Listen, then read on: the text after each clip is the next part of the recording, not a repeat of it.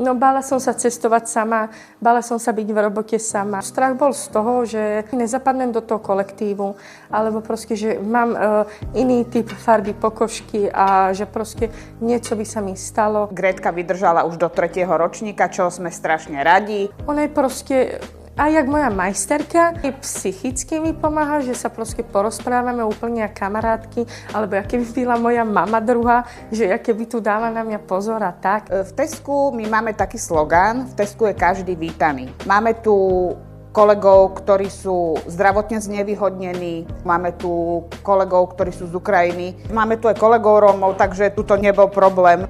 Som sa nastavila v hlave, že musím to prekonať a musím ísť do tej roboty, lebo mama je teraz trošku chorá, tak jej musím pomáhať.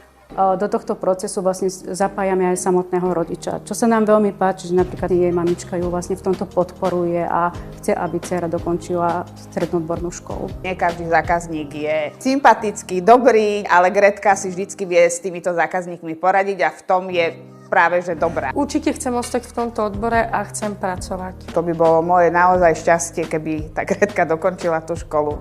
Tá samotná zmena začína tým jedným človekom, ktorý zapne tzv. Ten pohyb priamo u seba doma, vo svojej rodine, v komunite, že možno, že si Gretka ani neuvedomuje, ale vďaka Gretke aj ostatné dievčatá majú takú tú odvahu.